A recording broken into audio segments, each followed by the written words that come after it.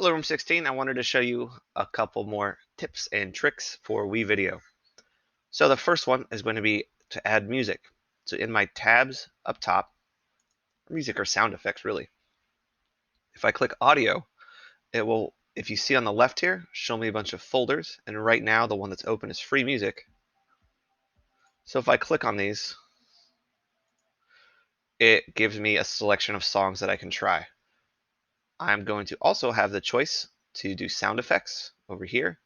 And I will do some nature ones. Let's do maybe cave. Interesting. A winter morning. It sounds like birds. That's kind of relaxing. Let's say I want to put that into my video, which is about how to make hot sauce. So if you notice, I'm clicking and dragging this winter morning that I want, but it can't go into the video tracks. It has to go all the way at the bottom to the audio tracks. And so now when I click this, it will give me a preview with the audio playing behind this video that's up top. So I had layered my titles from before here. I have some footage, and now when I click them, I can hear that sound down here. One other thing that you can do with sound that's a little more advanced is you'll notice there's a blue line at the top of the box. If I click and drag this or click on it, I can create a fade in and fade out for the different sounds. So when it's at the top, it's at 100%, and when it's at the bottom, it is at 0%. So this means 0% that it is not playing any sound, and then it will slowly, over a few seconds, go all the way up and then come back down. Let me scoot this over so you can see that effect a little better. Let me make another one. There we go. It's not so you can see it, but you can hear it. So watch this line. See it slowly working its way up to 100%, staying at 100%, and then fading down to 0 for the rest of the time, just like that. So that's how you add audio. So you can add music here or different sound effects to try and make your video pop a little bit. You can also, of course, record yourself, narrate here, oops, and then I can record myself talking over my video. And then you can do the same thing. From there, you can put it into the audio, like here is some old audio of me. And then you make an amazing recording, just like this. Like that, and I could click and drag that down here and fade it in and out if I wanted to. So there's some audio. The other thing I wanted to show you, actually two other things. One is transitions. So a transition, it will take you from one shot to another shot in a smooth way. So right now, the shot between these two things, this is a Scoville scale and someone cutting up peppers, is it cuts immediately. But I can change that in a variety of ways. So I can see here this first one, a crossfade. If I play that again, it would slowly fade into the other. I could do a cross blur that would fade one picture into the other, but in a different kind of way where it's going to smears sideways. Let me try that one. So I'm going to click and drag it, and the only place you can put it is in between shots because it is a transition between these two different shots. So let's see what that looks like. See, kind of smeared sideways, and it's a little bit smoother. Let me delete that one. I didn't actually like that one very much. Let's see what a burn is. Oh, so it goes to kind of an orange and then back. Let's try that. For peppers, that seems appropriate.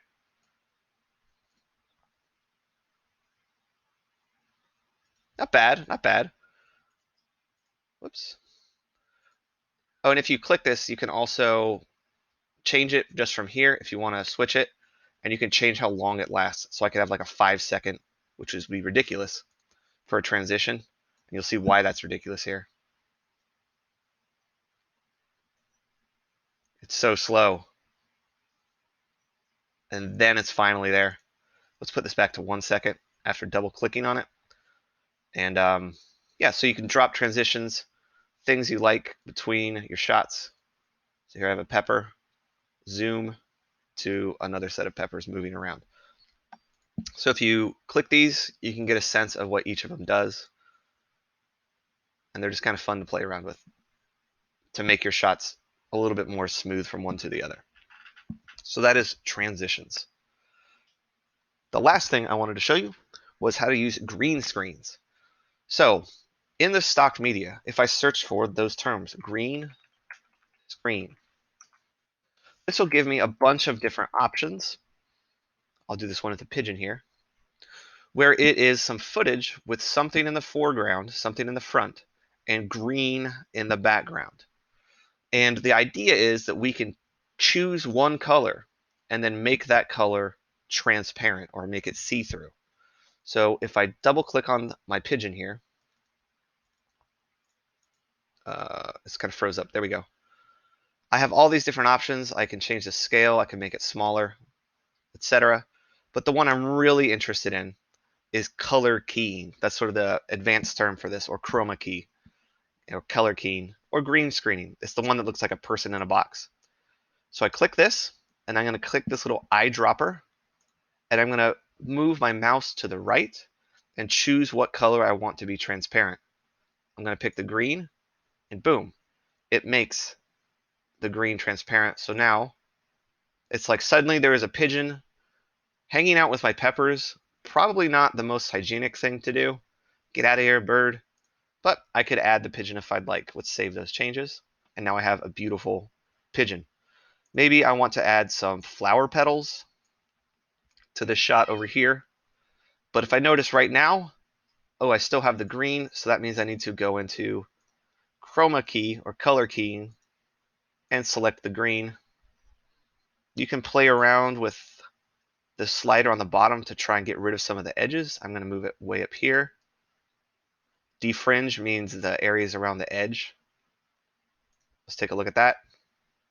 This is a super weird shot where now I have flower petals on top of some hot sauce being mixed. But let's take a look at what that looks like. Yeah, get those flower petals out of there. They don't belong in the sauce. Just like that. So I could add audio, I can add transitions, and I can, under stock media, if you search for green screen or for green background, you can find some interesting things to use. Some of these are kind of funny, like the desperate, unhappy businessman. Let's put him on Easy Street. That's kind of funny. Let's make sure we color key him. Save it, and let's see how happy he is to be on Easy Street. He's not happy at all. So I'm using that green screen here. One thing that's super cool is if you get advanced, you can actually add yourself like this. If you record yourself with a green screen in the background. Let's finish this. Actually, I'm just going to go back so I don't save it. But you can, if you have like a green sheet or some green butcher paper or posters or whatever, then you can make your own green screen at home to make a cool, where we go, to make a cool effect. So here's one that I did last year. We're at the beginning here. I gave myself a green screen.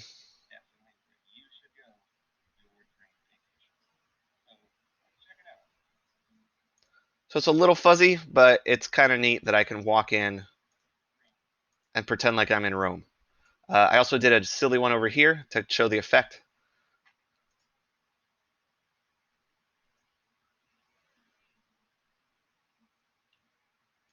So I did that one during a teacher training, actually.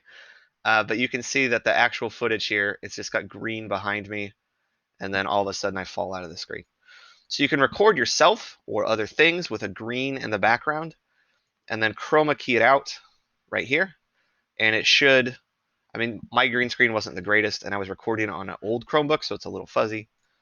But it has kind of a neat effect where it looks like I am in front of the Coliseum. Okay, so have fun with WeVideo. I hope you have some interesting creations with some sounds, some transitions, and hopefully some green screens.